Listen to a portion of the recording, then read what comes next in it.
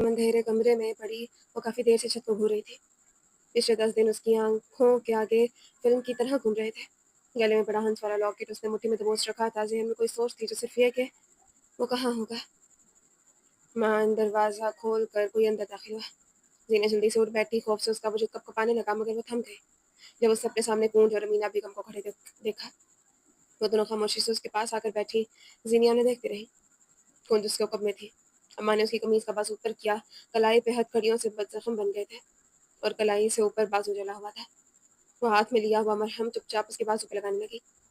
आंखों से आंसू तवातर के साथ बह रहे थे। जीनिया चुपचाप उन्हें देखती रही। वो रो नहीं रही थी। कूंज ने उसकी कमीज जरा सी खिसकाई और फिर आंखें मीच ली। उसके पुरुष पे जख्मों के निशान और दाग थे। सफेद दूधिया रंगत पे हर जख्म उभर उभर कर दिखाई दे रहा था। मैंने कुछ नहीं किया अम्मा, वो अब्दुल्ला झूठ बोल रहा है। काफी देर बाद वो बड़ी हिम्मत से बोली, बालाज ने मुझे तलाक दी थी, फिर वो मुझे धमकाने लगा। जो हो गया वो हो गया, मैंने तुमसे कुछ नहीं पूछा। उन्होंने बेख्तियार से रोका। पिछले कई दिनों से सुन रही हूँ, ज़ैनी ने ये कर दिया, ज़ैनी ने वो कर दिया, निकाह कर लिया, तलाक ले ली, थाने चली गई, नाक कटवा दी, इज्जत खराब कर दी। मरहम लगाते हुए उनके हाथ एक पल को थमे। एक ज़ैनी ने इतने बड़े नवाब खानदान के साथ क्या क्या कर दिया। अंधों को ये नहीं दिखता कि निकाह किया तो बलाज ने तलाक भी तो दी, जेल गई तो अब्दुल्ला ने झूठ भी तो बांधे। उन्होंने नम होती आंखों से जीनिया के दोनों हाथ अपनी हाथ आंखों से लगाए और रोने लगी। तुमने कुछ नहीं किया, तुमने किसी की इज्जत खराब नहीं की, और अगर की है तो मर्दों को चाहिए ऐसी नाजुक इज्जतें लेकर ना फिरा करें जिसे एक कमजोर औरत खराब कर दे। मर्दों को चाहिए वो अपनी औरतों को इतना इत्मीनान दे कि वो अपने घर के मर्दों से राज ना रखें। कोई अगर गलत है तो वो हमारे घर के घर वाले हैं, तुम्हारा माहौल है। उन्होंने आगे बढ़कर बेटी को गले से लगाया। ये था विलियम्स, जो साथ जो उसे चाहिए था, जो गायब था, जो मिल रहा था। उसके बड़े बड़े नुकसान हुए थे। किसी ने उसे गले लगाकर ये नहीं कहा था कि सब ठीक हो जाएगा। ये काम उसकी माँ कर रही थी। ये काम माएँ ही करती हैं। शफ़क़त और नरमी उन्हीं के पास होती है। काफ़ी देर बाद वो उससे अलग हुई। उसके आंसू पोंछे। सरवर का बेटा था ना वो, मीरा सरवर। मेरा सरवर बहुत अच्छा था, सारे भाइयों से मुख्तलिफ। उसका बेटा कैसा था? वो अपने बाप से ज़्यादा अच्छा है, उसने आंखें रगड़ते हुए कहा। वो है अम्मा, वो अब भी है, इस्लामाबाद में, बलूचिस्तान में या फिर किसी और जगह, मुझे नहीं पता, लेकिन वो जिंदा है, मुझे यकीन है। वो वापस आएगा हर जंग से लड़कर। उसका पक्का यकीन। उसकी आंखों का मान। अमीना बेगम ठहर कर उसे देखने लगी। टीवी और सोशल मीडिया पे तो बता रहे हैं कि उसे गोली लगी थी, दिल के मुकाम पे। ऑटोप्सी रिपोर्ट भी यही कहती है। कूंज उसकी पुष्ट पे कोई मरहम लगाते हुए कह रही थी, तुम बक लो ज़ैनी, लेकिन प्लीज खुद को एक बार फिर किसी चीज का कैदी मत बनाना। वो मर चुका है। अम्मा और कूंज उसे तरह भरी नजरों से देख रहे थे। जीनिया बस उन्हें देख कर रह गई। दुनिया उसका यकीन करने वाली नहीं थी। वो बस अपना वक्त बर्बाद कर रही थी। कोई उसका यकीन नहीं करेगा। पानी के दूसरे रो की तरफ गौर करो तो आलिम नवाब के कमरे में कई मर्द जमा थे। जफर, हाकिम, जेगम और रेहान नवाब, हाकिम के सबसे छोटे भाई। सोफे पे हमेशा की तरह क्रोफर से बैठे आलिम के आगे 3 से 4 पिस्टल रखी थी। इस लड़की की वजह से हमने बहुत बदनामी झेली है और मजीद भी झेल रहे हैं। गैरत का तकाजा है कि अब उसे जान छुड़वाई जाए। हाकिम, तुम हमारे फैसले पर राजी हो? हाकिम नवाब ने खुद को थाने में देखा। सोशल मीडिया पे अपनी बेटी की बरहना सर के साथ तस्वीर याद की। अब्दुल्ला के सामने वो घुटनों के बल बैठे बैठे उसकी आज़ादी मांग रहे थे और वो उनके मुंह पे निकाह के कागजात मार रहा था। वो तस्वीर उछाली गई जिनमें वो घुटनों के बल मेहदी के सामने उसके कमरे में बैठी थी। गुस्सा, तैश, हज़न, हर जज्बे ने अपना वार किया और उन्होंने सर झुकाकर खुद को रजामंदी देते हुए कहा, शायद अब उन्हें सब कबूल था जो मंजूर है गैरत के नाम पे। कुछ भी। तुम्हें कोई एतराज़ है बशर? अब कि उन्होंने बशर को देखा, उसे जरूर एतराज होता, बल्कि वो हर एक से उसके लिए लड़ जाता, मगर वो ज़ैनी नहीं थी जिसके साथ उसने अपना बचपन गुजारा था। ये वो थी जिसने उसे 1.5 साल धोखे में रखा, जिसने अपनी मर्जी से निकाह किया, जिसने तलाक ली, जिसने अब्दुल्ला के साथ ताल्लुक रखा और जिसके मना करने के बावजूद अब्दुल्ला से मिलने गई, जिसकी वजह से वो कोर्ट कचहरियों के धक्के खाता रहा, जिसकी वजह से अब वो पहले की तरह सर उठाकर नहीं जी सकता था। गैरत और इज्जत पे सब कुर्बान। मंजूर है गैरत के नाम पे कुछ भी, लेकिन मुझे कुछ वक्त दें। वो मेरी बहन है, मैं उसका वारिस हूँ। वो खानदान को दोबारा नजर नहीं आएगी। वो जीनिया हाकिम के वारिस थे और वो दोनों राजी थे कि उसे कत्ल कर दिया जाए, क्योंकि ये वो लड़की थी जिसकी वजह से उनकी इज्जत खराब हुई थी। और उसके मरते ही इज्जत वापस आ जाती, लोग उन्हें फख्र से देखते, उनकी बात करते। बशर उठकर चला गया। उसके तेवर बदले हुए थे। आलिम ने एक बंदूक उठाकर जेगम की झोली में फेंकी। वो निगाहें उठाकर उलझन से उन्हें देखे गया। تمہارا بھائی اس کی وجہ سے قتل ہوا، تمہارے خاندان کا شیرازہ اس لڑکی نے بکھیر دیا اپنے بھائی کے بعد، تو وہ تمہاری غیرت ہے۔ اگر تم میں واقعی غیرت ہے تو تم اسے مار کر آؤ، ورنہ میں یہ سمجھوں گا کہ ایک نواسہ مر گیا اور دوسرے کی غیرت مر گئی۔ وہ قبائلی مرد تھا، خاندان اور غیرت ہر شے سے پہلے تھی۔ کوئی اس کی غیرت کو للکارے تو خون میں ابال اٹھتا ہی تھا۔ وہ پستول اٹھا چکا تھا، وہ بھاری تھی، مگر جو ذلت اس نے ایک عورت کی وجہ سے اٹھائی تھی وہ بھی ہلکی نہیں تھی۔ جب ذلت عزت عورت سے جڑی سے پھر مرد کس غیرت سر اٹھا کر چلتا ہے، کوئی اس سے پوچھ کر بتائے۔ اسلام آباد پولیس کی 3 سے 4 گاڑیاں کراچی شہر کی حدود میں داخل ہو چکی تھی۔ ان گاڑیوں میں سے ایک گاڑی میں وریام اور کیس بھی تھے۔ جو انہیں سے ٹانگ پہ ٹانگ جمائے آنکھوں میں فتح کا خمار لیے وہ گردن اٹھائے ہوئے بیٹھا تھا۔ وہ بے چینی انقا ہو چکی تھی۔ وہ لمحہ جس میں اسے زینیا کی موجودگی کا علم ہوا تھا وہی لمحہ اس کی حیات تھا۔ گاڑی چلاتے ہوئے وریام کے ساتھ چہرے پہ کچھ بے چین کر دینے والا تھا۔ لوکیشن ٹریس کرتا ہوا وہ نقطہ اسے غصہ دلانے کے لیے کافی تھا۔ کیا لگتا ہے وریام، اس بار تم قاتلہ کو پکڑ لو گے یا پھر وہ ایک بار پھر تم جیسے گھاک آدمی سے بھاگ جائے گی؟ پولیس اپنی ڈیوٹی کرے گی کمپیر صاحب، مستقبل کے بارے میں تو کہاں بھی خدشات کا شکار رہے ہیں، یا تو پھر ایک عام آدمی ہوں۔ وہ چبا چبا کر بولا، کیسے محسوس انداز میں گردن ہلائے، پھر کوٹری تھوڑی کھجاتے ہوئے نادانی سے کہا، جیسے وہ سڑک دیکھی تھی میں نے، حملہ ہوا تھا نا، لیکن بلٹ کے شل نہیں تھے وہاں، گاڑیوں کے نشان بھی نہیں۔ سمجھ نہیں آئی حملہ ہوا کیسے، گاڑیاں کہاں سے آئیں کہاں گئی؟ حادثے کے بعد بارش ہو گئی تھی، گاڑیوں کے نشان بٹ گئے ہوں گے، اور بلٹس کے شل ہوا امانت کے طور پر پہ اپنے ساتھ لے گئی ہوگی نا۔ آپ کیا کہنا چاہتے ہیں؟ یہ کہ میں نے اپنے فرض سے بے وفائی کر کے ایک ملزمہ کو بکا دیا۔ اس کی آواز بلند ہوئی، میں نے ایسا تو نہیں کہا، ایسا ہے کیا؟ اور اگر ہے تو مجھے کوئی حیرت نہیں ہوگی، اس لڑکی کی صلاحیت سے میں واقف ہوں، اچھے خاصے سمجھدار مرد کو عقل سے پیدل کر سکتی ہے۔ وریام کے ہاتھ کی نسیں ابھر گئیں۔ وہ ضبط کیے گاڑی چلاتا رہا، اپنے موبائل پہ بار بار بشر کا نمبر ملا رہا تھا جو مسلسل پاور بتا رہا تھا۔ کیسے اس کو نمبر ملاتے ہوئے دیکھ چکا تھا۔ وہ مسکرایا، ہمارے یہاں جب علاقہ چھوڑ دیتے ہیں تو نمبر بھی بدل دیتے ہیں۔ وریام نے گردن پھیر کر اسے دیکھا، یوں جیسے وہ اسے کچا چبا لینا چاہتا ہو۔ تمہاری جنرل نالج میں اضافے کے لیے بتا رہا ہوں، کندھے جھکائے وریام خون کے گھونٹ پی کر رہ گیا۔ گیس گھٹنے پہ انگلیوں کے ذریعے میوزک بجا رہا تھا، ساتھ ساتھ گنگنا رہا تھا۔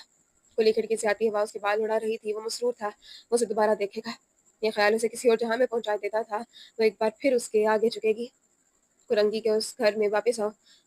زینے ٹاپ کر کھڑکیاں کھولتے وقت کی قید سے چند کوس دور اس نیم اندھیرے کمرے میں کسی نے مکمل روشنی کر دی تھی۔ دروازے پہ کھڑا وہ مرد حاکم نواب تھا، ان کے پیچھے بیگم اور سفر تھے، ان کے چہرے کسی انہونی کا پتہ دیتے تھے۔ وہ اندر آئے، زینیا کو کھینچ کر اپنے ساتھ کھڑا کیا اور ایک تھپڑ اس کے چہرے پہ رسید کیا۔ یہ پہلا تھپڑ نہیں تھا، مگر آج جس انداز سے لگا تھا، زینیا کو اس سے زیادہ تکلیف کبھی نہیں ہوئی تھی۔ حاکم بچی ہے، وہ غلطی ہو گئی، معاف کر دے۔ امینہ بیچ میں آ گئی، جنہیں انہوں نے دھکا دے کر ایک طرف ہٹایا۔ بچی نہیں ہے، بے غیرت ہے یہ، اور بے غیرت عورتوں کے لیے ایک ہی سزا ہے، بدکار عورتوں کی یہی سزا ہوتی ہے۔ اور بدکار مردوں کی کیا سزا ہے؟ زخمی چہرے والی لڑکی آج پہلی بار اپنے باپ کے آگے بولی تھی۔ شرافت ختم تھی تو پھر کمینگی ہی صحیح، اور کمینگی میں اس کا کوئی ثانی کب تھا؟ آپ نے تو 3 بچوں کے ہوتے ہوئے کسی غیر عورت سے تعلق رکھا تھا، آپ کا حساب کیوں نہیں ہوا؟ گھر کے کسی ماں بہن بیٹی نے اٹھ کر آپ کو ایسے ہی تھپڑ کیوں نہیں مارے؟ وہ حلق کے بل ازیانی انداز میں چیخ رہی تھی، اس کا لہجہ بلند تھا، وہ حلق کے بل چیخ رہی تھی۔ ظفر نے آگے بڑھ کر پے در پہ تھپڑ اس کے چہرے پہ دے مارے، وہ گر گئی، مگر وہ چپ نہیں ہوئی، اس کے ہاتھ برابر چل رہے تھے، وہ دھکے مار مار کر انہیں خود سے ہٹا رہی تھی۔ اس وقت کہاں تھے اس خاندان کے غیرت مند مرد جب آپ میری ماں کو دھوکہ دے رہے تھے؟ میں نے جو کیا ہے ابا آپ کی وجہ سے کیا ہے، جو تھے وہ آپ تھے، میرا کوئی قصور نہیں تھا۔ رو رہی تھی، بلک رہی تھی، ہاتھوں سے اپنا بچاؤ کر رہی تھی۔ میں نے تمہاری شادی کروائی تھی، میں نے تمہیں اس بدکاری پہ نہیں ڈالا تھا، بے حیا، اور شادی کے بعد کیا کیا؟ میری خبر رکھی، میرے شوہر کو حق سکھایا، بلکہ جب میں آپ کے پاس اس کی شکایت لے کر آئی تب آپ نے کہا نباہ کرو۔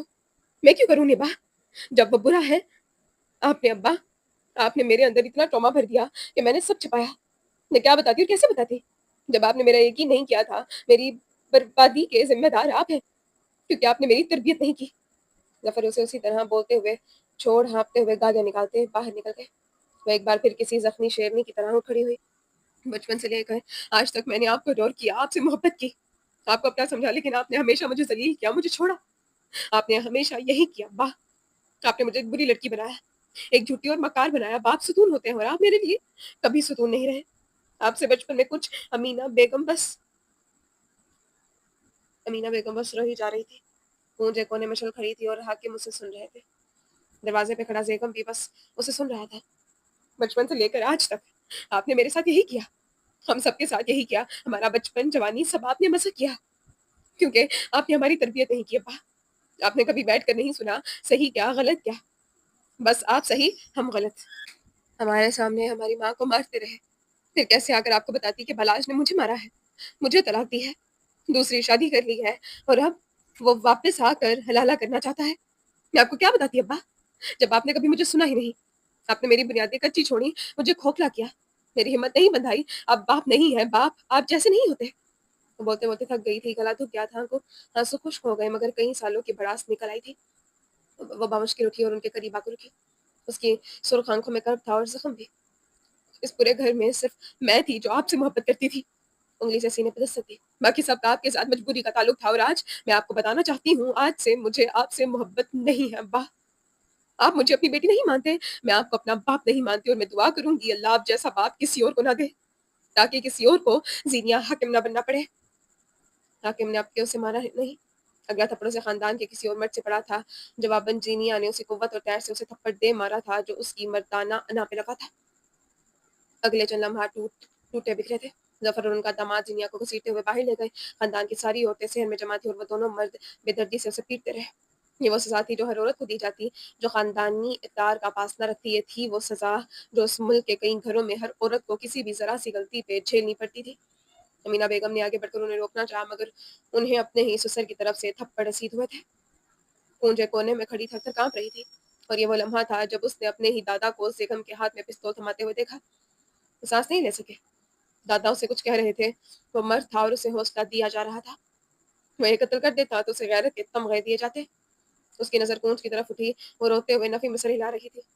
चार मर्दों के दिलाए हौसले एक पल में भर भरी दीवार की मानंद ढह गए। वो एक लड़की, उसका एक इनकार। बेगम मीर ने खुद को दुनिया का सबसे बेबस मर्द महसूस किया। उसके हाथों से हर कुव्वत सलब हो गई। वो उसे कैसे इनकार कर देता। अमीना हाकिम की मिन्नतें कर रही थी।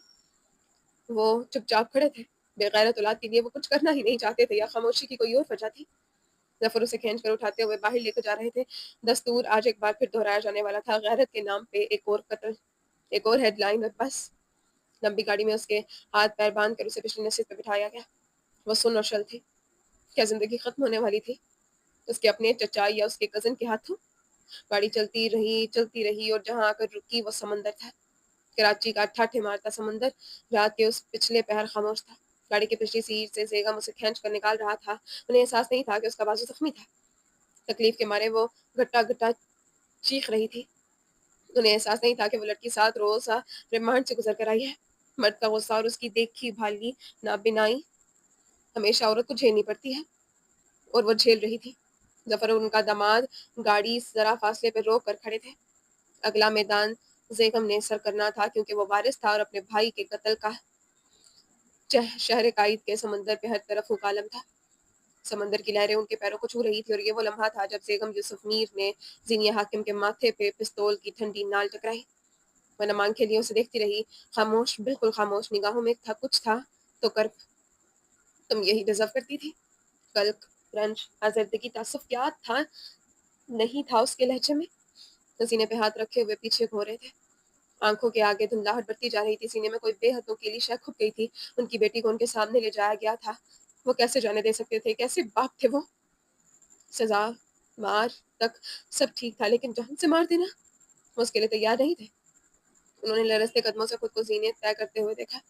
आंखें जाने क्यों जल रही थी। वो ऊपर बने कमरों की तरफ चले आए और एक कोने में रखे टेलीफोन स्टैंड के सामने बैठ गए थे। उन्हें कपकपाते हाथों से फोन उठाया और कान से लगाया। कॉल नहीं मिल रही थी। वो फोन मिलाते रहे। दिल में दर्द बढ़ता जा रहा था। हाकिम नवाब की आंखें गीली थी। कितने अरसे बाद पत्थर में दरार पड़ी थी। राब्ता मिल गया था। दूसरी तरफ बशर था। वो किसी शोर शराबे वाली जगह पे था। वो फोन पे हेलो हेलो कर रहा था। अल्फाज हाकिम के गले में अटक कर रह गए थे और किसी कीमत बाहर आने को तैयार नहीं थे। हेलो, बात तो करो, कौन हो? कौन है? बशर, घर आ जाओ। उन्होंने तोड़ तोड़ कर 3 अल्फाज अदा किए। बाजार में किसी छोटी दुकान के बाहर रखे खोखे पे एक आदमी के सामने पे बैठा बशर हाकिम ठहर गया। आंखों की पुतलियां जामद हुई। घर आ जाओ जल्दी, उन्होंने दोहराया। وہ چائے کا کپ نیچے رکھ گیا، چہرہ ایسے سفید ہوا جیسے کسی نے چونا پھیر دیا ہو۔ وہ زینی کو لے گئے ہیں اور میں نے جانے دیا۔ صدر کے رش میں لوگوں کے درمیان راستے بناتا وہ فون کان سے لگائے اندھا دھند بھاگ رہا تھا۔ کسی نے بشر حاکم کے سینے میں کچھ دے مارا تھا۔ تکلیف تھی، کال کٹ گئی۔ وہ کسی بس میں سوار ہوا تھا، پھر کسی رکشے میں سوار ہوا۔ تم سارا الزام ابا کو دیتے رہے ہو، تم خود ابا سے کتنے مختلف ہوتا۔ اس کی آنکھوں میں آنکھیں ڈالے کونج اس سے کہہ رہی تھی، یہ اس رات کا ذکر ہے جب مہدی کمبی قتل ہوا تھا۔ میں ابا جیسا ہوں، میں اگر ابا جیسا ہوتا تو تم دونوں کی ٹانگیں توڑ کر تمہیں گھر بٹھاتا، نہ کہ تمہیں یوں اپنی منمانیاں کرنے دیتا۔ وہ تم خود کو مختلف دکھانے کے لیے کرتے ہو، ورنہ تم اندر سے وہی ہو، کانوں کا کچا اور انتقامی۔ عبداللہ کی بات سن کر تم نے مان لیا وہ جھوٹی ہے، یہ نہیں پوچھا وہ کیسی ہے، اس نے یہ کیا ہے کہ نہیں۔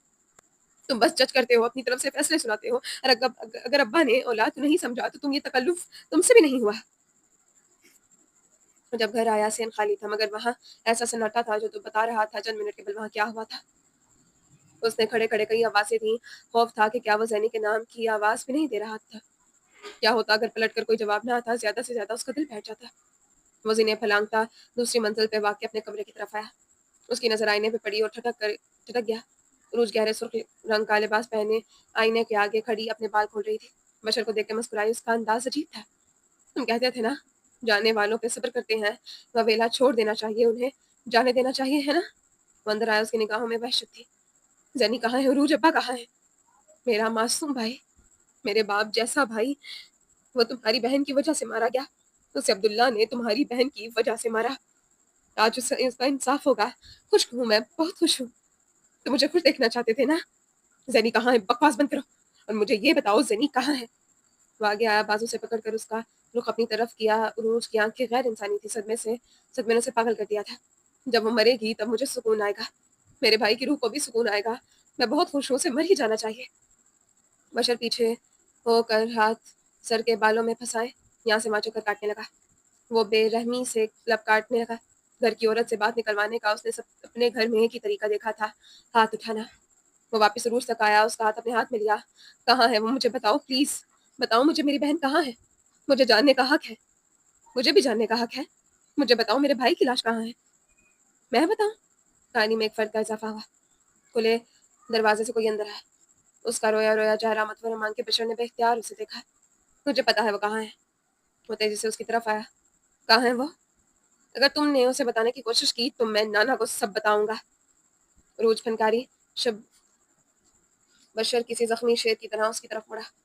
اگر آج تم نے میری اجازت کے بغیر اس کمرے کا دروازہ کھولا یا اس چوکھٹ کے باہر گئی یا پھر تم نے کسی کے سامنے کچھ کہا تو تم میری طرف سے آزاد ہو۔ تو اپنی جگہ پہ جامد ہو گئی۔ بشر کے کہے کو مذاق سمجھنے کی غلطی وہ کر ہی نہیں سکتی تھی۔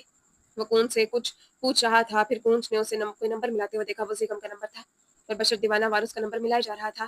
وہ کراچی جیسے شہر میں اسے کہاں ڈھونڈتا؟ او خدایا، وہ لوگوں کے اس سمندر میں اسے کہاں کھوج کر لاتا؟ اب بدرست ہے اور اتنا شکری ہوتی ہے۔ تم دونوں نے میرے دیے مان کی قدر نہیں کی۔ اس کے لہجے میں زہر تھا۔ تم نے بھی تو گروہ کیا ہی نہیں تھا، تم وہیں کے وہیں ہو۔ باہر سے خود کو جتنا چاہے بدل لو، تم اندر سے بالکل ویسے ہی ہو جیسے ابا۔ تم حاکم نواب کی کابن کاپی ہو۔ تم صرف اور صرف باہر سے بدلے، اندر سے تم بالکل ویسے ہو۔ تم اسے سزا دے رہے ہو، ٹھیک ہے دو، لیکن ایک بیٹا ضرور پیدا کرنا تاکہ کل اگر تمہاری بیٹی کوئی غلطی کرے تو اسے مارنے والے کو موجود ہونا چاہیے۔ وہ اسے بکتے بکتے چھوڑ کمرے سے نکل گیا تھا، لیکن یہ لفظ کبھی اس کے دماغ سے نہیں نکل سکے۔ میں کال کروں؟ جو شکر پوچھا۔ بشر نے اسے دیکھا، پھر دوپٹے کے حالے میں چھپے اس کے موبائل کو اور گہری سانس بھر کر رہ گیا۔ کونج نے اپنا موبائل نکالا اور سیگم کے نمبر پہ کال کی۔ جو 7 بادشاہیاں رد کر سکتا تھا، اس نے اس کال کو رد نہیں کیا۔ یہ جیسے جنگ کے عین درمیان کسی سپاہی نے تلوار چھوڑ محبوب کے خط لکھنے کو قلم چن لیا ہو۔ کال اٹھا کر اس نے بشر کو موبائل دیا۔ وہ اس سے وقت مانگ رہا تھا، وہ اسے رکنے کو کہہ رہا تھا، بس 5 منٹ کی بھیک مانگ رہا تھا۔ بشر حاکم کب اتنا مجبور نہیں ہوا تھا۔ وہ اس کے سامنے گڑ گڑا رہا تھا۔ اس نے موبائل کان سے اتارا اور عروج بھرائی ہوئی آنکھوں سے اسے دیکھ رہی تھی۔ تم نے میری عزت نہیں کی، تمہیں راس نہیں آئی، اسی کے انداز میں کہتا وہ کمرے میں واپس آیا۔ دراز سے اپنی پسٹل نکالی، کچھ بلٹس نکال کر جیب میں رکھی اور کچھ پستول میں بھری اور باہر نکلنے لگا۔ جب عروج نے ایک بار پھر اسے پکارا، تم بھی اسے مارنا چاہتے تھے، تم بھی یہی چاہتے تھے، پھر اب یہ تبدیلی کیوں؟ اس نے غلط کیا ہے، میں اس سے ناراض ہوں، میں اس کی شکل بھی نہیں دیکھنا چاہتا، اور ہاں، اس کی وجہ سے میری عزت پہ حرف آیا ہے۔ تم سب اچھوں کی درمیان ہاں میری بہن بری تھی، لیکن میں اسے تم سب سے دور بھیج رہا ہوں، جہاں اس پہ کسی کا سایہ نہیں پڑے گا، نہ اچھوں پہ اس بری کا۔ لیکن وہ مرے گی نہیں، میں اسے مرنے نہیں دوں گا۔ وہ کہہ کر چلا گیا۔ کنج اس کے پیچھے گئی۔ زینوں کی دائیں طرف بنے کمرے میں حاکم اب بھی اس فون سٹینڈ کے پاس بیٹھے تھے۔ بشر نے انہیں دیکھا اور انہوں نے بشر کو، وہ آج بھی کمزور مرد تھے، باپ بھائی کے سامنے بیٹی کو پروٹیکٹ نہیں کر سکے۔ بشر کا سب سے بڑا خوف آج ختم ہو گیا تھا۔ وہ حاکم نواب نہیں تھا، وہ ایک اچھا مرد تھا، محافظ مرد۔ وہ اپنے باپ جیسا نہیں تھا، وہ برتر تھا۔ ان پہ ایک درہم بھری نظر نگاہ ڈالتا وہ چلا گیا۔ اس شخص سے کس شے کا حساب لیتا جس نے زندگی کے ہر باب میں خسارے بھرے تھے؟ ویرانے میں خاموشی بول رہی تھی۔ رسیوں کے ساتھ بندھی ہوئی لڑکی اس کی آنکھوں میں دیکھ رہی تھی۔ زیگم کے ہاتھوں کی گرفت پستول پہ سخت تھی۔ وہ گلابی پڑتی آنکھوں سے زینیا کو دیکھ رہا تھا۔ پستول اب بھی اس کے ماتھے پہ تھی۔ تم مجھے نہیں مار سکتے زیگم۔ اس کا لہجہ بیٹھا ہوا تھا مگر گردن اٹھی ہوئی تھی۔ اپنی زندگی پہ ہار ماننے کو تیار نہیں تھی۔ وجہ کوئی مہدی کمبی نہیں تھا، وجہ کوئی CSS کا پرچہ نہیں تھا، وجہ وہ خود تھی، خود اور اس کی آتی جاتی سانس تھی۔ زینیا زندگی پہ ہار نہیں مان سکتی تھی۔ تم نے ہمارے ساتھ بہت غلط کیا ہے، تم نے ہمارے خاندان کو برباد کر دیا، تمہاری وجہ سے میرا بھائی مر گیا۔ وہ رونے لگا تھا، آنکھوں میں ایسا دکھ تھا کہ لمان پستول والا ہاتھ لرز رہا تھا۔ تمہارے بھائی کا قتل نہیں ہوا، وہ جھوٹ بول رہا ہے اور اسے اس جھوٹ پہ بھی کوئی سزا نہیں دے گا۔ تمہارے بھائی کی قاتل روایتیں ہیں، میں نے کچھ نہیں کیا۔ وہ اس کی آنکھوں میں آنکھیں ڈالے گردن سیدھی کیے کہہ رہی تھی۔ ذرا فاصلے پہ کھڑے پہرا دیتے اس کے چچا بس کسی فائر کے سننے کو بےتاب تھے۔ یعنی تم نہیں مانو گی کہ تم غلط ہو، تم نہیں مانو گی کہ تم نے زینیا، تم نے حدیں توڑی۔ اپنی کامیابی کے چکر میں تم نے کتنے غلط کام کیے تم جانتی ہو۔ اپنے باپ کے دیے ہوئے ٹراما سے تم نے سب کو کتنا زخمی کیا ہے، ہم سب کو۔ تم نے کبھی نہیں ماننا۔ وہ چیخنے لگا، اس کے ہاتھ میں پستول اب کانپ رہے تھے۔ تم نے ہم سب کو کتنے برے طریقے سے توڑا ہے، تم جانتی ہو، اور اب تم میں اتنے بھی گٹس نہیں ہے کہ تم یہ کہہ سکو کہ تم غلط نہیں ہو۔ میں غلط ہوں، کچھ غلطیاں ہوئی ہیں، لیکن تم مجھے مار نہیں سکتے۔ یہ زندگی مجھے اللہ نے دی ہے، تم مجھ سے نہیں چھین سکتے، تمہیں نہیں چھیننی چاہیے۔ یہ میری زندگی ہے، میرے مرنے سے تمہاری اس خاندان کی عزت کبھی واپس نہیں آئے گی۔ میرے مرنے سے دنیا سے ساری برائی ختم نہیں ہو جائے گی، اور اگر میں نے کچھ کیا ہے غلط تو بھی یہ زندگی مجھے اللہ نے دی ہے، تم مجھ سے توبہ اور معافی کا حق نہیں چھین سکتے۔ اس کے چہرے پہ یاسیت تھی، آنکھیں خشک تھیں، وہ رو رو کر اب تک چکی تھی۔ بیگم لب بہن سے سخت نفرت سے اسے دیکھ رہا تھا۔ مجھے مارنے سے تمہارا بھائی واپس نہیں آئے گا، مجھے مارنے سے کچھ نہیں ہوگا، ہاں سوائے اس کے کہ تمہارے ہاتھوں پہ کسی بے گناہ کا خون آ جائے۔ پھر تم بھی میرے جتنے گناہ گار ہو جاؤ گے، کیا پھر تم خود کو مارو گے؟ بے گناہ نہیں، بدکار۔ وہ برایا، اس کے 22 سالہ دماغ میں جو فیڈ کیا گیا تھا وہ سب دہرا رہا تھا۔ روایات کتنوں کو قاتل بنائیں گی، کتنوں کو برباد کریں گی، کتنوں کو توبہ کے موقع دیے بغیر تباہ کریں گی۔ کہاں ہیں وہ 3 لوگ جو مجھ پہ گواہ ہیں میری بدکاری کے؟ اور اگر وہ نہیں ہے تو میں کہتی ہوں کہ میں پاک ہوں اور نہیں ہوں، اور اگر نہیں ہوں تو مجھ پہ اللہ کی لعنت ہو۔ اسے 3 بار دہرایا۔ اب بتاؤ تم، کہاں ہیں وہ لوگ جو مجھ پہ گواہ ہوں گے؟ کیا عبداللہ 3 بار یہ کہے گا؟ اور اگر کہے گا تو کیا تم اس کا یقین کرو گے؟ بقول تمہارے، وہ تمہارے بھائی کا قاتل ہے، تم قاتل کا یقین کرو گے؟ زینیا آگے، زیگم کا بندوق والا ہاتھ بے تھم ہو کر پہلو میں گرا۔ میں اگر بری ہوں تو مجھے اچھی بننے کی مہلت چاہیے، اگر گناہ گار ہوں تو مجھے توبہ کا حق ہے، اور اگر میں نے زندگی میں غلط کام کیے ہیں تو یہ زندگی مجھے اللہ نے دی ہے، تم اسے نہیں چھین سکتے، اور اگر تم نے ایسا کیا تو میں روز محشر تم سے حساب لوں گی، میں تمہیں کبھی معاف نہیں کروں گی۔ وہ مزید برداشت نہیں کر سکا، گیلی ریت پہ سر ہاتھوں میں گرائے وہ پنجوں کے بل شکست خوردی سے بیٹھ گیا۔ وہ تھک گیا تھا۔ اس خاندان کے ہر فرد اسی طرح تھکا ہوا تھا۔ ہر ایک کو خاندان نے مختلف موت مارا تھا۔ یہ کیا ہو رہا ہے؟ یہ کیا بن گئے ہیں ہم؟ وہ رونے لگا، بے اختیار، بے بس سا۔ میں ایک انسان کو مارنے کے لیے تیار ہوں، میں بشر، ہم سب کہاں گئے ہیں؟ مجھے کچھ سمجھ نہیں آ رہی، میں تمہیں مار نہیں سکتا، میں کیسے کسی انسان کو مار سکتا ہوں؟ اگر میں نے تمہیں ماروں گا تو یہ روایات مجھے جینے نہیں دیں گی، میرا بھائی، میں اسے کیا دکھاؤں گا؟ زینیا اس کے قریب بیٹھی، بالکل اسی طرح۔ اس کی آنکھوں میں ایک بار پھر چمک تھی، سروائیور کی چمک۔ تم مجھے بازو میں گولی مارو، تمہارے کپڑوں پہ خون لگے گا، وہاں کھڑے چاقو اور ذوالفقار فائر کے آواز سن کر یقین کر لیں گے۔ تم مارو مجھے۔ اسے بڑی دیدہ دلیری سے اپنے بازو آگے کیا۔ زیگم اسے دیکھ کر رہ گیا۔ مجھے مارو زیگم، پلیز مارو۔ میں نہیں مار سکتا، میں کیسے مار سکتا ہوں؟ وہ پیچھے ہونے لگا بے یقینی سے۔ اور اگر میں مار بھی دوں تو کچھ نہیں ہوگا، وہ جاہل لوگ میرا یقین نہیں کریں گے، وہ یہاں آ جائیں گے۔ میرے پاس حل ہے۔ آدھا ملک اس کا دشمن تھا، کچہری میں اس پہ کیس چل رہا تھا، وہ قتل کی FIR میں نامزد تھی، 7 روزہ ریمانڈ کاٹ کے لائی تھی، اور اس وقت بھی وہ جینا چاہتی تھی، وہ خود پہ اپنی زندگی پہ ہار نہیں مان رہی تھی۔ کیا عورت تھی وہ! اس وقت بھی اس کے پاس حل تھے، کیا شاید تھی وہ! خود کو غور کر کے کہو، وہ چچا سے کہے گی گھر پہ پولیس آئی ہے اور اسی وقت تم مجھے گولی مارنا، تمہارے کپڑوں پہ لگا خون ہی کافی ہوگا، تم مارو مجھے پلیز، یہ ہم دونوں کی بقا ہے۔ تم اکیلی گولی لگنے کے بعد یہاں کیا کرو گی؟ تمہارا دماغ خراب ہو گیا ہے کیا؟ وہ پھٹی ہوئی آواز میں چلایا، میں دیکھ لوں گی، تم گولی مارو۔ اسے دوپٹہ منہ میں ڈالا، آنکھیں بند کی اور اس کا بندوق والا ہاتھ اس کے بازو پہ رکھا۔ چند لمحے بیتے، چند ساتیں گزری اور بیگم نے آنکھیں بند کر لی۔ اس کے ہاتھ کپ کپا رہے تھے، وہ رو رہا تھا۔ اسے بندوق اٹھائی اور اس کے بازو کا نشانہ لیا اور پھر ٹرگر دبائے گا۔ لوہے کا آگ میں لپٹا ہوا وہ ذرہ اس کے بازو کو چیر کیا تھا۔ اس کی ساری چیخیں اندر ہی اندر دب گئی، خون بل بل بہہ رہا تھا، وہ گر پڑی اور باقاعدہ درد سے تڑپ رہی تھی، آنکھوں سے موٹے موٹے آنسو بہ رہے تھے۔ یہ موت تھی، یہ جہنم تھی۔ بیگم کی قمیض کی جھولی اور سینے پہ خون کے دھبے لگے تھے۔ بیگم نے اگلے 2 فائر گیلی ریت پہ کیے اور وہ زینیا کو درد سے تڑپتے دیکھ خود بھی بے بسی سے رو رہا تھا۔ وہ بے آب مچھلی کی مانند تڑپ رہی تھی، اس کے سارے بازو میں آگ لگ گئی تھی۔ دوسری طرف چند پل بعد گاڑی سے ٹیک لگا کر کھڑے ظفر کا موبائل بجا، وہ موبائل کان سے لگا گیا اور اسی وقت فائر ہوا تھا، پھر اگلے 2 فائر۔ وہ پریشان ہوئے کیونکہ گھر پولیس آ گئی تھی، وہ کچھ بھی ہوئے کیونکہ وہ بغیرت لڑکی اب ان کے خاندان کا حصہ نہیں تھی۔ عزتیں بچ گئیں، خاندان سے برائی ختم ہو گئی، سب ٹھیک ہو گیا، اب دنیا کی ساری برائی ختم ہو گئی۔ وہ اتر کر نیچے اس ویرانے کی طرف جانے لگے، مگر بیگم پستول ہاتھ میں لیے اسی طرف آتے ہوئے دکھائی دیا۔ اس کی آنکھیں غیر انسانی تھی اور چہرہ سپاٹ۔ ظفر نے اس کے کندھا تھپکا، اس کی قمیض پہ لگے وہ خون کے تازہ دھبے فخر سے دیکھے۔ اسی پل وہاں ایک گاڑی آ کر رکی۔ بشر تیزی سے گاڑی سے باہر آیا، اس کی نظر اس ملکجے اندھیرے میں بھی بیگم کی سفید قمیض پہ لگا ہوا وہ خون دیکھ سکتی تھی۔ وہ آگے آیا، اس کے چچا نے اس کے کندھے پہ ہاتھ رکھ کر تھپتھپایا اور آگے بڑھ گئے، انہیں گھر جانا تھا۔ بشر ان کا ہاتھ جھٹک کر بیگم کی طرف آیا، اس کی آنکھوں میں خون تھا، جنون اور وحشت تھی، وہاں فکر اور جنون بھی تھا۔ زینی کہاں ہے؟ جہاں اسے ہونا چاہیے تھا، وہ یہی ڈیزرو کرتی تھی۔ الفاظ تھے کہ سیسا بشر جل کر خاک ہو گیا تھا۔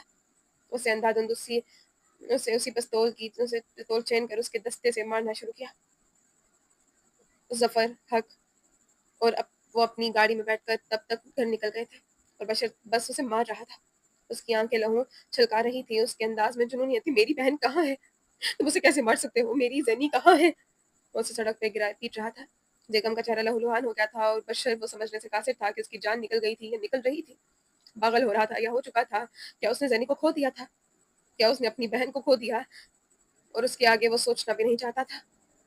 بشر، ادا کراتی ہوئی نے کہا، جدا آواز پہ وہ رک گیا، اس کے جسم میں کھینچتا ہوا سانس واپس انڈے دیا گیا، اس نے بیگم کو چھوڑ دیا، وہ خون تھوکنے لگا تھا۔ بشر اس اور جا رہا تھا جہاں سے آواز آئی تھی، اس نے دیکھا وہ ریت کے ڈھیر پہ گھٹنوں کے بل بیٹھی تھی، اس کی گلابی رنگ کی قمیض خون آلود تھی، وہ رو رہی تھی، اس کے چہرے پہ تازہ زخم تھے، تھپڑ تھے، وہ گھٹنوں کے بل اس کے پاس بیٹھا، وہ بالکل اسی طرح رو رہا تھا جیسے وہ روئی تھی، وہ گولی اسے اپنے سینے پہ لگتی محسوس ہوئی، سمندر کے پانی میں وہ دونوں بھیگ رہے تھے۔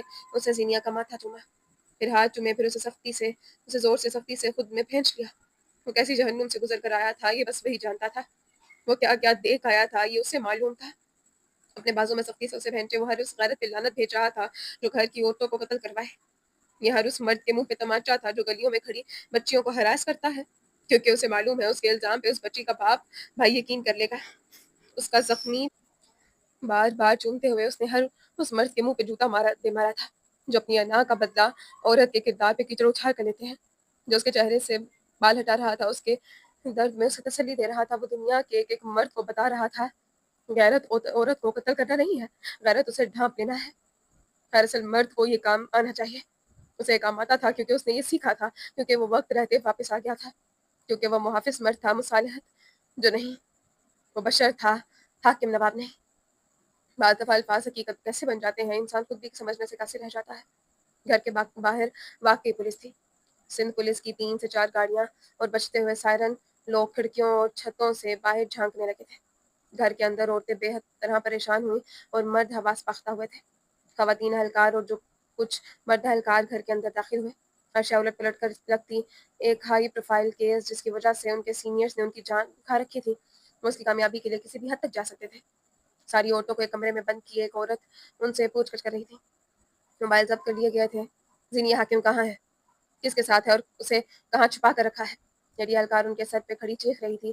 ساتھ کھڑی باقی دو نے بھی سختی سے استفسار یہی کیا تھا۔ اسی پل کونج کے موبائل میں کوئی میسج آیا، وسیع کا میسج تھا۔ خاتون نے چیٹ کھولی، وہاں کونج کے طرف سے کالز اور میسیجز کی بھرمار تھی۔ آخر میسج میں اس نے زینیہ کے بارے میں پوچھا تھا۔ اب نانا کے گلشن والے گھر میں جا رہے ہیں، تمہاری بہن بالکل ٹھیک ہے۔ خاتون مسکرائی، داد دینے والی نظروں سے کونج کو دیکھا۔ وہ اپنا موبائل لینے کے لیے کوشش کرنے لگی مگر دیر ہو چکی تھی۔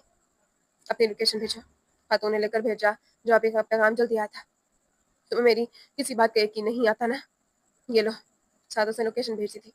بیگم جسے کپلز کی لڑائی سمجھ رہا تھا وہ جنگ عظیم میں تبدیل ہونے والی تھی اور اس سے علم بھی نہیں تھا۔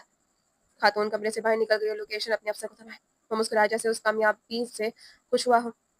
لوکیشن یہاں سے ایک پنچھی کی مانند سفر کرتی ہوئی گئی اور وریام بیگ کے ساتھ اس کے ساتھی افسر کے موبائل پہ چمکی۔ عثمان نامی وہ افسر مسکرایا۔ وہی لوکیشن کیسے موبائل پہ بھیجی؟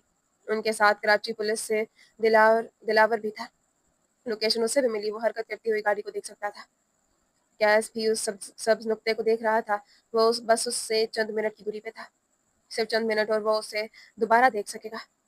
کہانی کے دوسرے پہلو پہ نظر ڈالو تو زیگم نے لوکیشن بھیج کر موبائل سیٹ پہ ڈالا اور ایک بار پھر آئس پیک سے چہرہ صاف کرنے لگا۔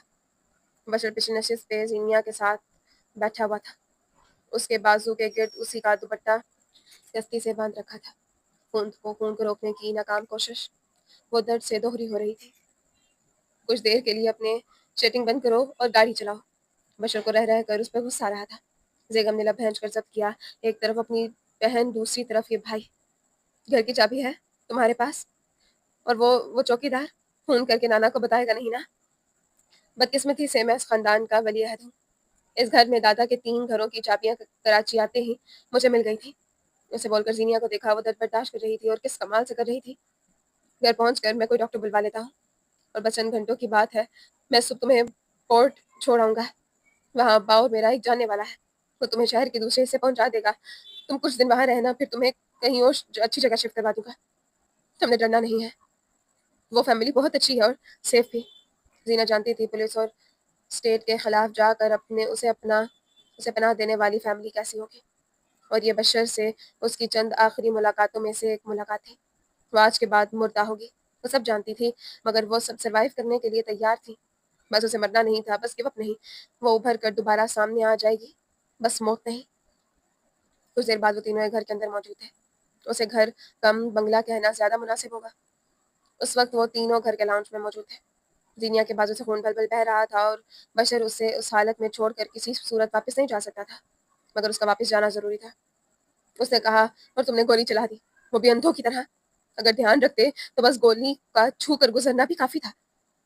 بشر زیگم پہ بگڑا، ساتھ اس کے ہاتھ پہ کوئی کپڑا باندھنے لگا۔ وہ ہاتھ لگانے پہ اور بلند آواز میں رونے لگی تھی۔ میں کوئی پروفیشنل شوٹر نہیں ہوں، اچھا؟ تمہیں کیا لگتا ہے میں روز رات کو لڑکیوں پہ گولیاں چلاتا رہتا ہوں؟ وہ چکر کاٹتے ہوئے رکا۔ مجھے گھر جانا چاہیے ورنہ دیر ہو جائے گی اور ان کو شک ہو جائے گا۔ تمہیں میرے ساتھ چلنا چاہیے۔ میں ساتھ چلوں گا، مجھ پہ بھی شک ہوگا، پتہ ہے مجھے۔ وہ کھڑا ہوا، پورچ میں کھڑی گاڑی تک گیا اور ایک چھوٹا سا بیگ لا کر زینیا کے قدموں میں رکھا اور اس میں سے کچھ سامان نکال کر اس کے سامنے رکھے۔ چھری، پستول، مختلف اوزار، پیٹرول کا چھوٹا بڑا ڈبہ، تیزاب کی بوتل اور آخر میں ایک چھوٹا سا کیمرہ۔ میں جلدی سے واپس آؤں گا، اوکے؟ میری غیر موجودگی میں ڈاکٹر آ جائے گا اور تم کوآپریٹ کرو گی زنی، اوکے؟ بس کچھ وقت ہے، پھر سب ٹھیک ہو جائے گا۔ یہ سب سامان وہاں تمہارے کام آئے گا، اپنی حفاظت کرنا سیکھو۔ خون بہہ جانے سے اب اس کی آنکھیں غنودگی میں جانے لگی تھی، چہرہ زرد پڑ گیا تھا اور ہونٹ خشک تھے۔ بشر نے پانی کے گلاس کے ساتھ 2 پین کلر اس کی طرف بڑھائے جنہیں وہ فوراً پھانگ گئی۔ بس کسی صورت اسے درد سے آزادی چاہیے تھی۔ یہ 5 منٹ کے اندر تمہارے بازو کو سن کر دے گی، مگر فکر مت کرو، میں جلدی واپس آؤں گا۔ بند ہوتی آنکھوں سے اس نے بشر کو جاتے ہوئے دیکھا۔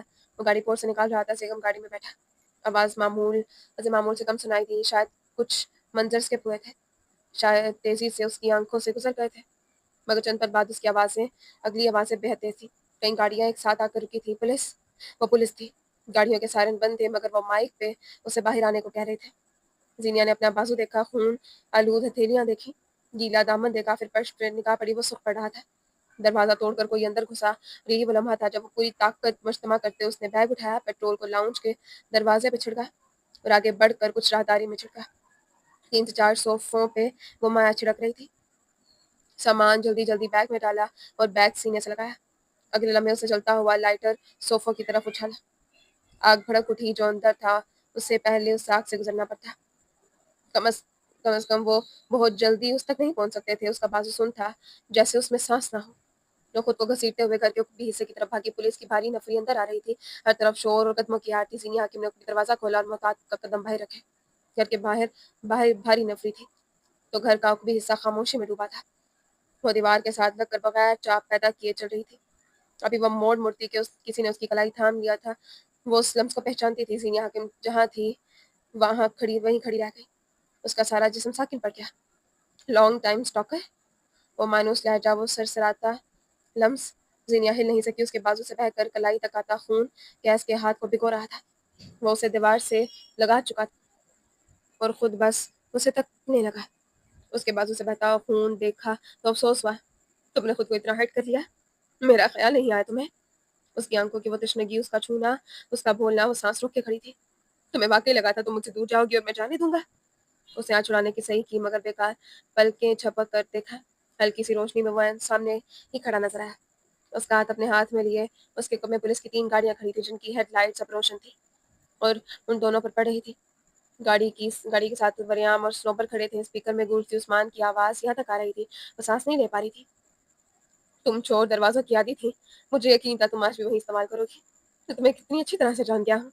और पीछे हुआ, हाथ उसके हाथ में था, मगर फासले पे खड़ा उसे देख रहा था। लेकिन मुकम्मल जायजा ले रहा था वो। जीनिया ने 2 कदमों का फासला तय किया और उसके रूबरू आकर खड़ी ठहरी। अंधेरे और रोशनी के इम्तिजाज में वो दोनों किसी कहानी का हिस्सा मालूम होते थे। मरियम लब भैंचे आगे आया। उसके हाथों में हथकड़ी थी। जीनिया बस कैस को देख रही थी, बस उसे। मरियम करीब आकर रुका तो कैस ने उसका हाथ छोड़ा। उसके हाथ छोड़ने की देर थी कि जीनिया ने मरियम के हाथ से हथकड़ी ली और तेजी से उसे कैस के सर पे दे मारी। वो करा कर पीछे हुआ, दिमाग जैसे घूम कर रह गया हो। उसने जीनिया की कलाई वापस सख्ती से थामनी चाहिए। वो दूर हुई और एक बार फिर हथकड़ी उसके चेहरे पे दे मारी। अब उसकी आंख का निचला हिस्सा जख्मी हुआ था और तकलीफ के मारे पीछे हुआ। मरियम चुपचाप खड़ा रहा। जीनिया ने अब झुक कर बैग से एक छोटा कैन निकाल कर ढक्कन खोला, कुछ माया नीचे छिड़का और फिर खुला हुआ कैन और गाड़ी की तरफ उछाला। कैसे कि जिसमें उस तक आया, मगर जीनिया तब तक लाइटर मरियम की तरफ उछाल चुकी थी। कैसे सख्ती से उसकी कलाई वापस हाथ में ली और पीछे की तरफ मरोड़ी। खून मजीद तेजी से बहता हुआ कैस का बाजू सुर्ख करने लगा। वो दर्द से बिलबिलाने लगी, मगर कैस उसका बाजू मरोड़ता चला गया। उसे अपने जख्मों की परवाह नहीं थी, वो बस उसे जख्म देना चाहता था। मुझे लगा तुम ठीक हो गई हो, लेकिन नहीं, तुम्हारी गर्दन अब भी बहुत ऊंची है। उसका बाजू मरोड़ रहा था और उसका बाजू मरोड़ रहा था। उसके हाथ से हथकड़ी लिए अब उसी की गर्दन में डाल रहा था।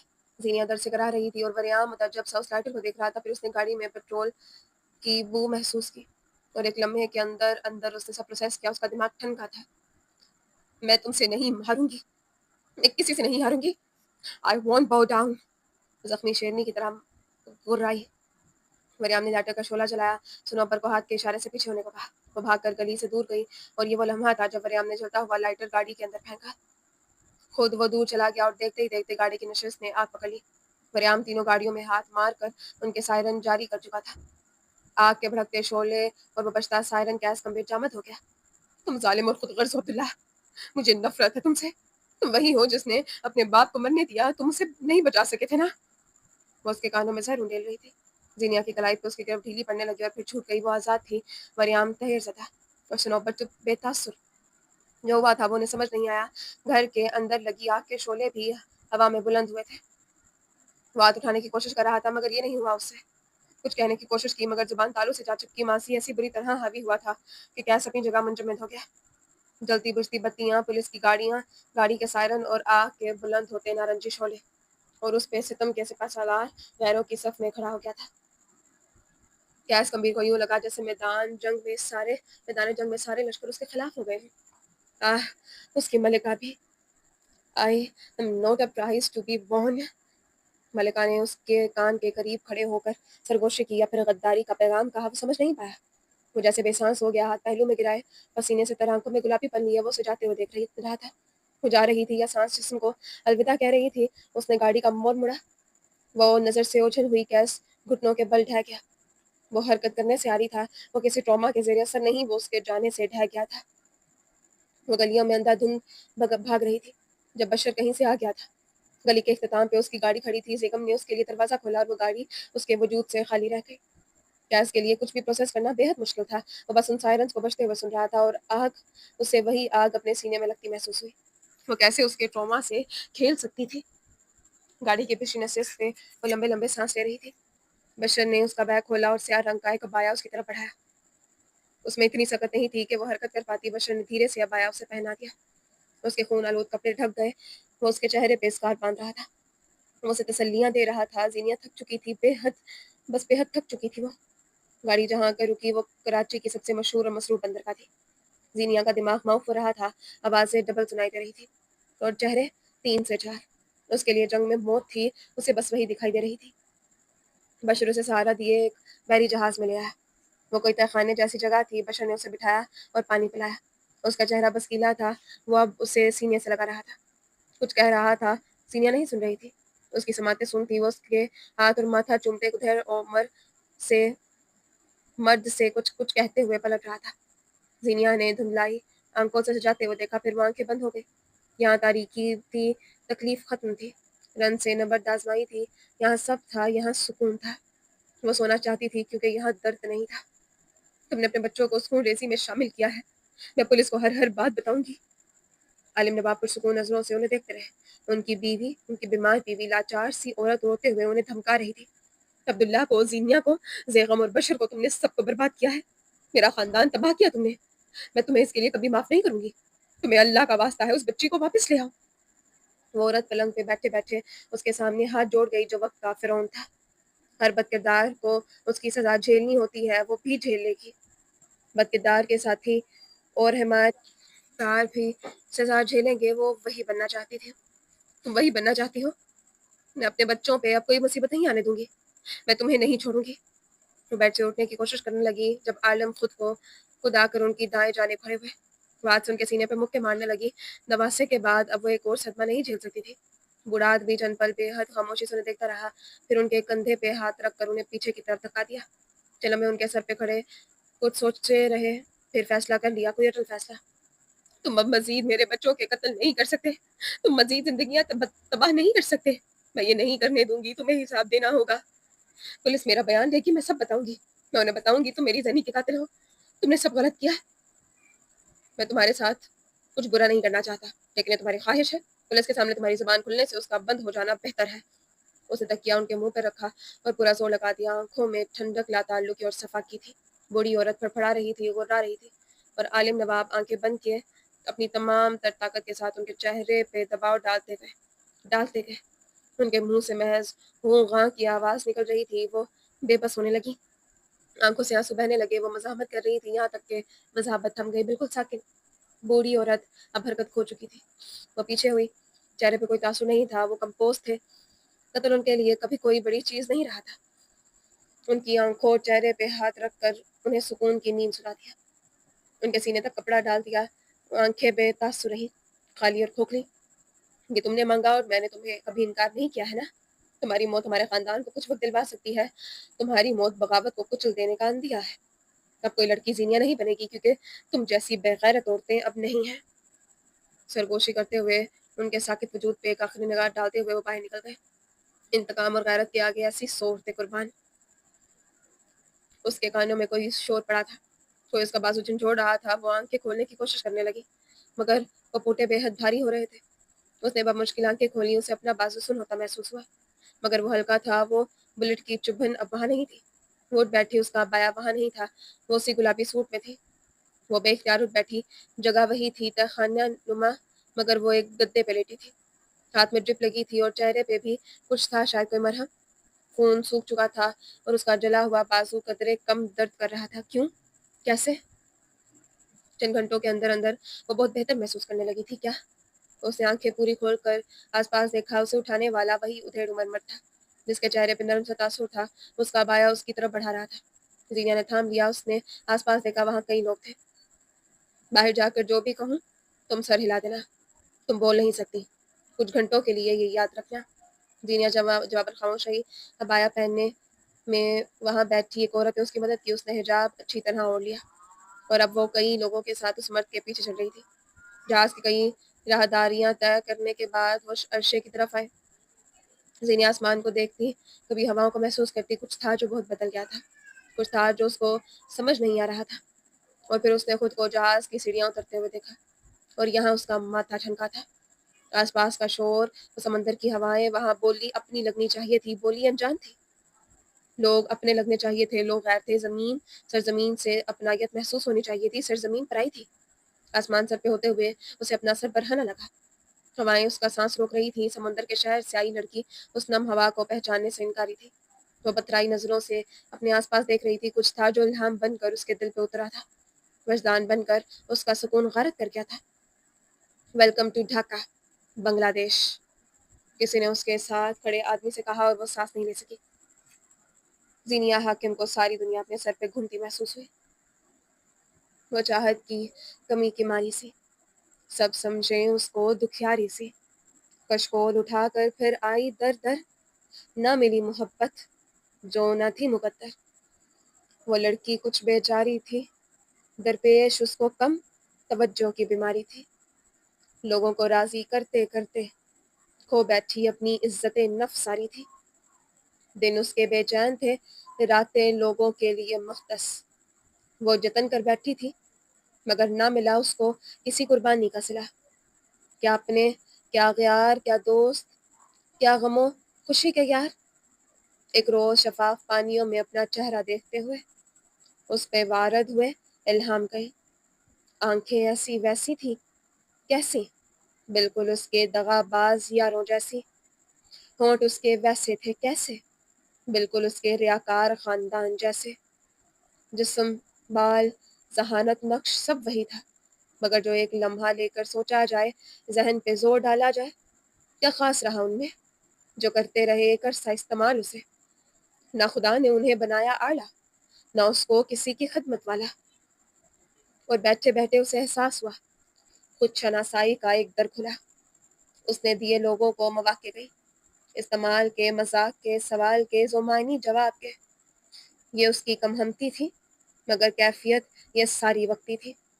اس روز اور شفاف پانی کو الوداع کہتے ہوئے، ہواؤں سے عہد کرتے ہوئے، اپنی ذات کی خوشیوں کا ٹھیکہ لیتے ہوئے، لوگوں کے دوہرے معیار کو نہ کہتے ہوئے، اس نے کیا اپنا سر بلند، کوئی اسے استعمال کرے تو ملے گا بندر، اس نے جانا وہ ہے کون، اور پھر بازی پلٹ گئی۔ جامنی پڑتے آسمان سے سفید روئی کے گولے گر رہے تھے، سارے علاقے نے سفید چادر اوڑھ رکھی تھی، پہاڑ، درخت، وادی، جنگل، گھر، بیابان، میدان، عمارتیں، سب سفید برف سے ڈھک گئے تھے، مگر ان کا اصل رنگ بھورا مٹیالہ سب سرمئی کہیں کہیں سے اپنی جھلک دکھا دیتا تھا۔ لیکن وہاں اس ایک کمرے میں ہر طرف سفید رنگ تھا، صرف سفید، دیواریں بے تحاشا سفید، چھت کی سیلنگ ایک چھوٹی سی کونے میں رکھی میز سفید، مگ پلیٹ سفید، فرش سفید، اس پہ بچھا ہوا میٹرس سفید، میٹرس پہ پڑا وجود کوئی 27-28 برس کا نوجوان تھا، اس کی آنکھیں بند تھیں، اس کے وجود پہ ڈھیلا ہسپتال کے لباس کا گاؤن تھا، وہ بھی سفید، اس کے سینے پہ کوئی پٹی بندھی تھی جس سے اس کی گردن کے ساتھ جوڑا گیا تھا، اس کے میٹرس کی دائیں طرف ایک سفید پلیٹ رکھی تھی جس میں ہم رنگ غذا تھی، وہ کمرہ، وہ جگہ، وہ قید بے تحاشا سفید تھی، اس رنگ کے علاوہ وہاں کوئی اور رنگ نہیں تھا۔ میٹرس پہ لیٹے مرد کی آنکھیں بند تھیں، چہرے اور گردن پہ زخم تھے، گردن ایک طرف سے جلی ہوئی بھی تھی، وہ پہلے کی بنسبت کافی کمزور لگ رہا تھا، وہ شاید بے ہوش تھا مگر اس کی بند آنکھوں کے پار وہ کچھ دیکھ رہا تھا، کوئی ٹوٹا پھوٹا سا منظر، وہ ایک سبزہ زار تھا، لمبے وسیع رقبے پہ پھیلا سبزہ زار، آسمان پہ کوسے فضا تھی، اونچے لمبے درخت تمام تر شان سے کھڑے تھے، اور بند آنکھوں اور زخمی وجود والا مرد وہاں تندرست تھا، سبزہ زار کے اوپر آسمان معمول سے زیادہ روشن تھا، سبز آنکھوں والے مرد کے سامنے اس سے ذرا فاصلے پہ ایک دراز قد عورت کھڑی تھی، اس کے بال کمر سے نیچے تک آتے تھے، گہرے کاسنی رنگ کا لباس دور دور تک پھیلا ہوا تھا، مرد کی طرف اس کی پشت تھی، دفتن اس نے پلٹ کر دیکھا، اس کی آنکھیں آسمان سے اترتی روشنیوں سے زیادہ روشن تھی، سبز آنکھیں گھاس کے اس رنگ سے زیادہ سبز تھی، وہ دونوں ایک دوسرے کو دیکھ کر مسکرائے، پھر مرد نے اس کی اور قدم بڑھائے، لڑکی مسکرانے لگی، اس کی آنکھوں میں سرشاری کے دیے روشن ہوئے، وہ بے تحاشا خوش لگتی تھی، शबनम के कतरों से गीली घास पे वो पैर धरते हुए उसकी ओर बढ़ रही थी। मर्द को यूं लगा जैसे कोई उसके सीने पे ठंडी बर्फ रख रहा हो। एक अनजाना सुकून उसके रगों पे में सरायत करता जा रहा था। मगर उसी पल आसमान से आग के शोले उबलने लगे। एक जोरदार धमाका हुआ और उन दोनों के दरमियान जमीन फट गई। आग का दरिया बन गया। लड़की के लिबास को आग ने पकड़ा। लिबास जल रहा था। सब्ज आंखों वाला मर्द उसकी तरफ जाना चाहता था, मगर आग का वो दरिया उसके और लड़की के दरमियान था। वो सोच भागा, आग, आग, आग।